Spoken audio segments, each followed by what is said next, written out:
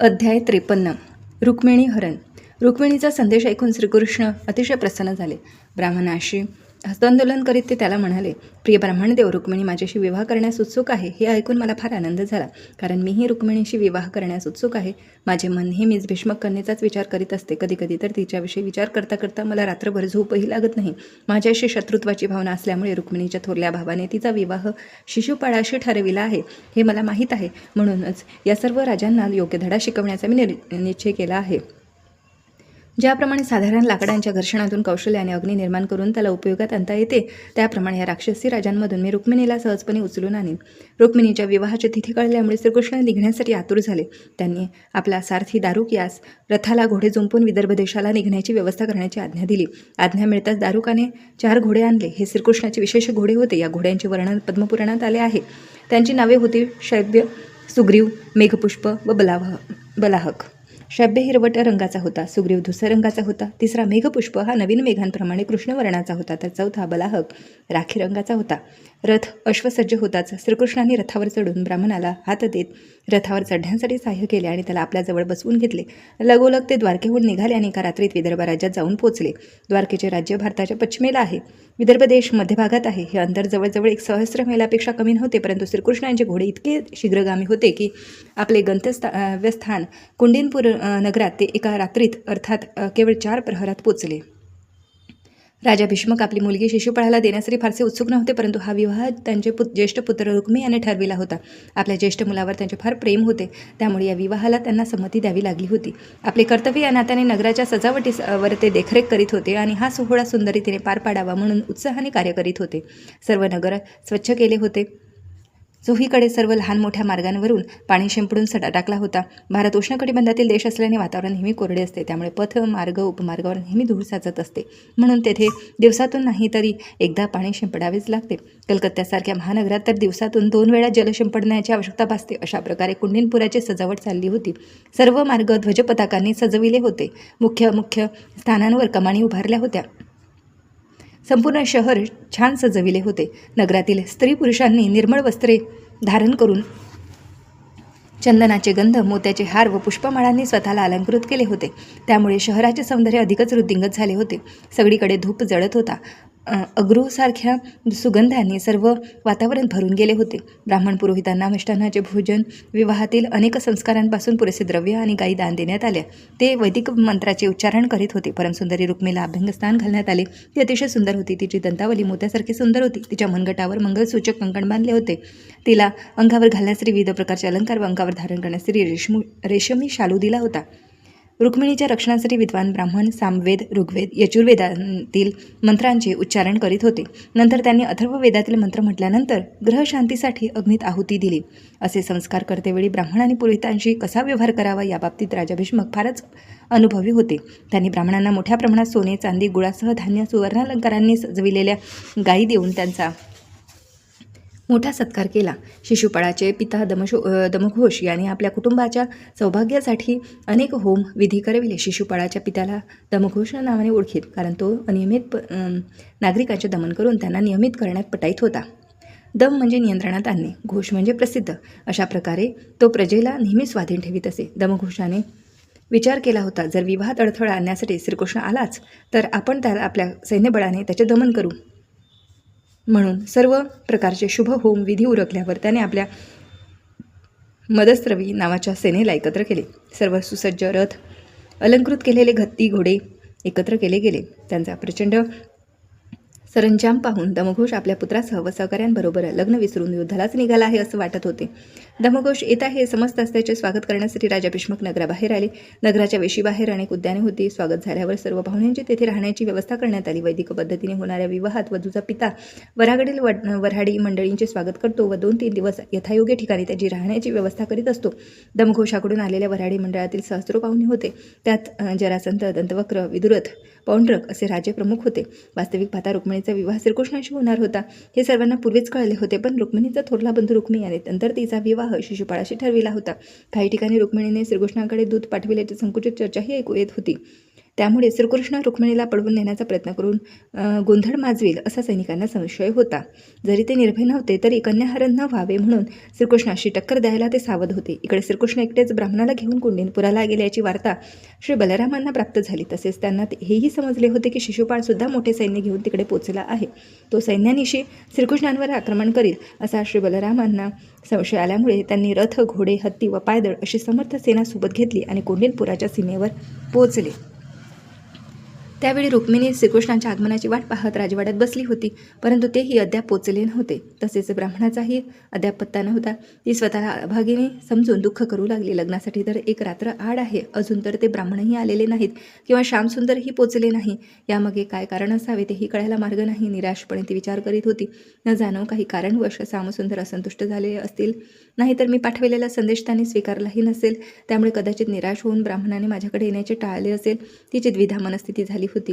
ती एकीकडे असा विचार करीत होती, तरीही कोणत्याही क्षणी ते दोघे येण्याची आशाही तिला लागली होती. तिच्या मनात विचारांचे वादळ उठले होते.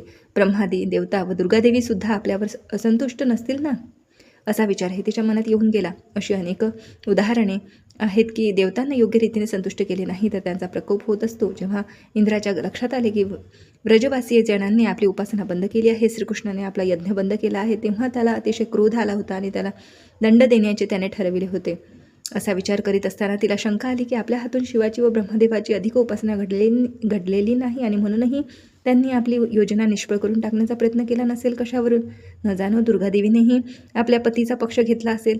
भगवान शिव हे रुद्र म्हणूनही ओळखले जातात. त्यांच्या पत्नीचे रुद्राणी हे दुसरे नाव आहे, जे दुसऱ्यांना संकटात टाकून कायम रडवितात. त्यांचा रुद्र व रुद्राणी या नावाने उल्लेख होतो.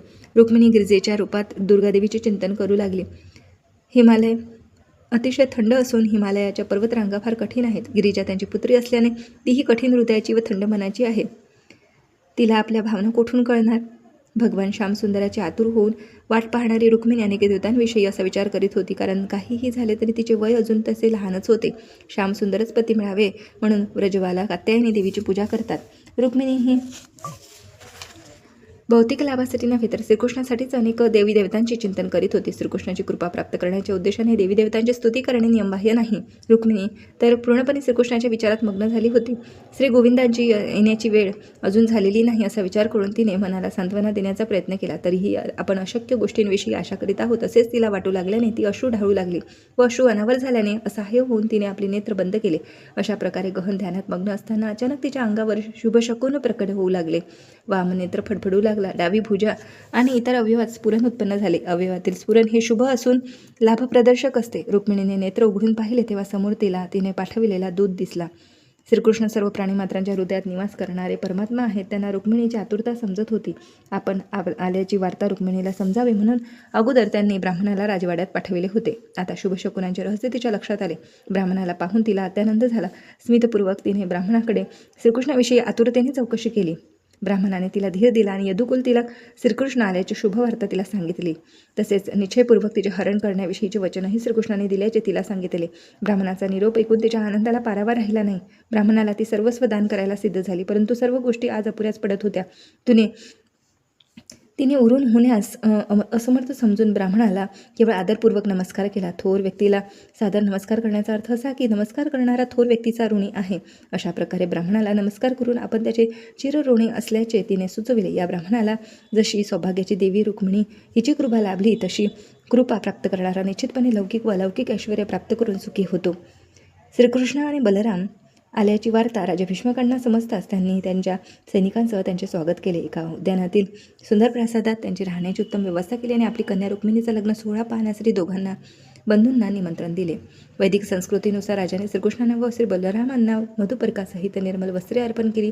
त्याने केवळ जरासंधासारख्या राजांचेच स्वागत केले असे नाही तर उपस्थित असलेल्या सर्व राजे व राजकुमारांचेही त्यांच्या वयानुसार पराक्रम व ऐश्वर्यानुसार यथायोग्य स्वागत केले. श्रीकृष्ण आणि बलरामांचे आगमन झाल्याचे समजताच कुंडिनपुरातील नागरिकांना त्यांच्याविषयी कुतूहल निर्माण झाले. मोठ्या उत्सुकतेने ते त्यांच्या निवासस्थानावर एकत्र जमून त्यांच्या सौंदर्यामृताचे पान करू लागले. अश्रुपूर्व नयनांनी त्यांनी श्रीकृष्ण आणि बलरामांना आपले मुख प्रणाम अर्पण केले. श्रीकृष्ण हेच राजकुमारीसाठी अनुरूप वर असल्याचे पाहून त्यांना आनंद झाला. श्रीकृष्ण रुक्मिणी ही जोडी अबाधित राहावी यासाठी ते फार उत्सुक होते. आपली मनोवांछा पूर्ण व्हावी म्हणून त्यांनी श्रीकृष्णाची प्रार्थना केली. ते म्हणाले, प्रिय भगवन, आमच्या हातून जर काही पुण्यकर्मे घडली असतील तर त्यामुळे आपण प्रसन्न असाल तर आमच्यावर दया करा व राजकुमारी रुक्मिणीचा स्वीकार करा. असे दिसते की रुक्मिणी ही फार लोकप्रिय राजकन्या होती आणि म्हणून तिच्यावरील अतिशय प्रेमामुळे सर्व कुंडीनपुरातील नागरिक तिच्या सौभाग्यासाठी प्रार्थना करीत होते. लग्नघटिका समीपेत चालली होती. रुक्मिणीने सुंदर वस्त्रे धारण करून दुर्गादेवीच्या दर्शनासाठी राजवाड्यातून बाहेर पडली. समवेत रक्षणासाठी अंगरक्षक होते. तसे पाहिले तर वैदिक संस्कृतीच्या आरंभापासूनच मंदिरातील मूर्तीपूजेची पद्धत अस्तित्वात आहे. समाजात मानवांचा एक वर्ग आहे, त्यांना गीतेत वेदवादरता असे म्हटले आहे. ते केवळ वैदिक अनुष्ठानावरच विश्वास ठेवतात, त्यांचा श्रीमूर्तीच्या पूजनावर विश्वास नसतो. अशा मूढ लोकांनी येथे ध्यानात ठेवावे की रुक्मिणी देवी आणि श्रीकृष्ण यांचा विवाह 5 सहस्र वर्षापूर्वी झाला आणि त्यावेळी सुद्धा मंदिरात श्रीमूर्तीची पूजा प्रचलित होती. भगवद्गीतेत भगवान म्हणतात, ज्ञानती देवा व्रता देवान, देवोपासक देवांच्या लोकात जातात. काही लोक देवतांची उपासना करीत असत आणि अनेक लोक प्रत्यक्षपणे भगवंतांची उपासना करीत असत. देवोपासक मुख्यत्वे ब्रह्मदेव, शिव, गणेश, सूर्य व दुर्गादेवी यांची उपासना करीत असत. शिवपूजा व दुर्गापूजा राजघराण्यातही प्रचलित होती आणि हीन स्तरावरील मूर्ख लोक अन्य गौण देवतांची उपासना करीत असत. भगवद्गीतेत देवतांच्या उपासनेवर टीका केली आहे, परंतु निषेध केलेला नाही. गीतेत स्पष्ट म्हटले आहे की अल्पबुद्धीचे लोक भौतिक लाभासाठी अनेकानेक देवतांची उपासना करतात. येथे रुक्मिणी जरी सौभाग्य देवता लक्ष्मी होती तरीही ती दुर्गादेवीची दर्शनासाठी मंदिरात गेली होती, कारण तेथे कुलदेवतेची उपासना होत असते.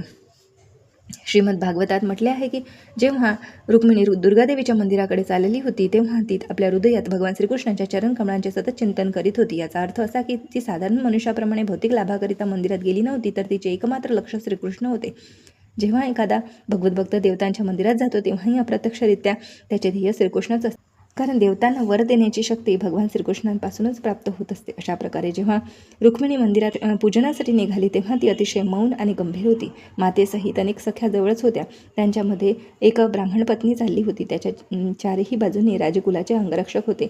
अनेक वाद्यांचे स्वर कानावर पडत होते. दुदुंबी, नगारे, शंख आणि अनेक आकारातील तुतार्या, पणव, तुर्य, भेरी यांच्या संमिश्र मंगलध्वनी अतिशय कर्णमधुर वाटत होता. सन्माननीय ब्राह्मणांच्या सहस्रावधी स्त्रिया तिथे उपस्थित होत्या. त्यांनी सुंदर पोशाख व अनुरूप अलंकार अंगावर घातले होते. त्यांनी रुक्मिणीला भवानी शंकराच्या पूजेसाठी फुलांच्या माळा, चंदनाचे गंध आणि रंगीत वस्त्रे दिली. त्यापैकी काही खूप वृद्ध होत्या. भवानी शंकराची स्तुती कशी करावी याचे त्यांना पूर्ण ज्ञान होते. श्रीमूर्तीसमोर त्यांनी स्तोत्रे म्हणायला प्रारंभ केला आणि रुक्मिणी देवीसह अन्य स्त्रियांनी त्यांचे अनुकरण केले. प्रिय भवानी दुर्गे, तुला आणि तुझ्या मुलांना मी सादर प्रणाम करते असे म्हणून रुक्मिणीने देवीचे पूजन केले. रुक्मिणी देवी दुर्गा देवीची 4 संताने आहेत. श्रीदेवी, लक्ष्मी व विद्यादेवी, सरस्वती या 2 कन्या आहे व गणेश आणि कार्तिकेय हे कीर्तिमान सुपुत्र. या सर्वांची गणना देवी देवतात होते. दुर्गादेवीची पूजा नेहमी तिच्या मुलांसोबतच होत असते, म्हणून रुक्मिणी देवीने मुलांसहित दुर्गादेवीला प्रणाम केला. तिची प्रार्थना मात्र वेगळीच होती. सामान्य मनुष्य तर संपत्ती, यश, लाभ, शक्ती अशा भौतिक गोष्टींसाठी दुर्गादेवीची प्रार्थना करतात, परंतु रुक्मिणी मात्र श्रीकृष्णांनाच पतिरूपाने प्राप्त करून इच्छित होती. देवीच्या प्रसन्नतेसाठी प्रार्थना करून तिने हाच वर मागितला होता. तिला एकमात्र श्रीकृष्णाचीच कामना असल्यामुळे तिची देवोपासना निंदनीय नाही. रुक्मिणी दुर्गादेवीची प्रार्थना करीत असताना देवीपुढे अनेक वस्तू मांडलेल्या होत्या.